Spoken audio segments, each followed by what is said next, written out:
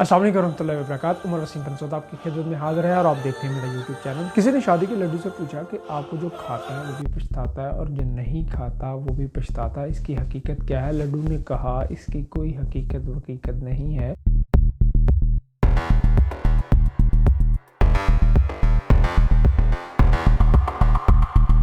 तो लड्डू बोला जो खाता है वो हकीकत से भागता है और जो नहीं खाता वो वैसे ही डर रहा होता है, इसमें मेरा कोई मसला नहीं होता। फिर लड्डू एकदम सियाने बाबे के रूप में आ गया और बोला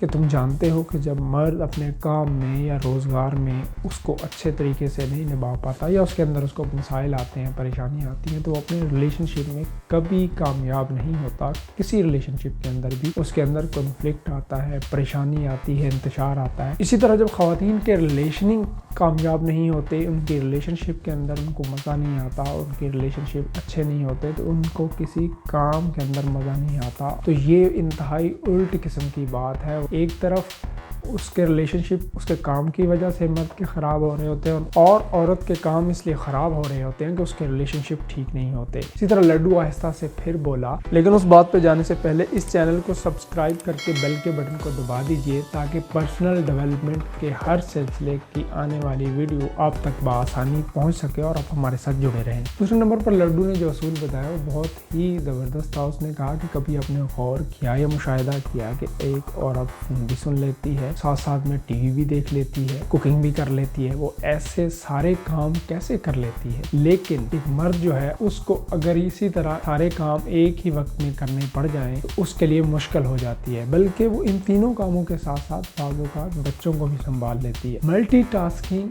मुख्तलिफ एक ही वक्त के अंदर काम करना है, वो उनकी पर्सनैलिटी का हिस्सा है। फिर इसी तरह खातून एक बात कर रही होगी, यकदम वो एक मौजू पर होगी, यकदम किसी और मौजू पर भी जा सकती है। तो ये उसकी नेचुरल एक ज़रूरत है और नेचुरल उसके अंदर बाय बिल्टन उसका फंक्शन है, जबकि मर्द का ये नहीं है।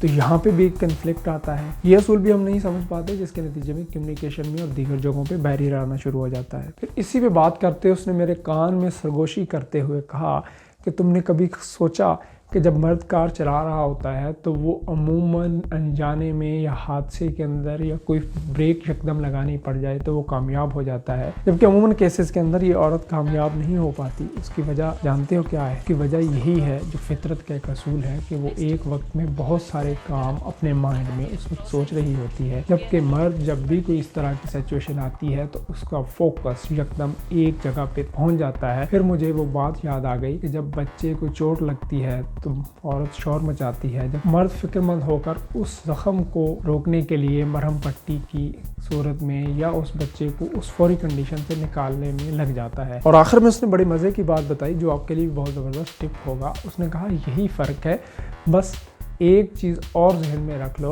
कि जब घर के अंदर खाना ख़राब हो जाए और ख़ातून खाना को मालूम हो कि ये खाना ख़राब है, लेकिन वो जब शौहर के सामने खाना रखे और ये कहे कि ये खाना आज मुझसे सही नहीं बना और शौहर उसकी तस्दीक कर दे, तो यहीं से बात गड़बड़ हो जाती है। असल में वो ये चाह रही होती है कि वो ये कहे कि आपके हाथ का बना हर खाना लजीज होता है, हालांकि उसको मालूम है कि ये खाना सही नहीं बना हुआ और औरत भी ये जानती है, लेकिन फितरतन औरत इनडायरेक्ट वे के अंदर बात करती है, मर्द डायरेक्ट वे के अंदर बात करता है। यहाँ पे सबसे बड़ा मसला आता है और यही इनडायरेक्ट और डायरेक्ट वे की कम्युनिकेशन की फ़िलासफ़ी अगर इंसान समझ ले तो इस रिलेशनशिप के अंदर बहुत सारे मसाइल हल हो जाते हैं।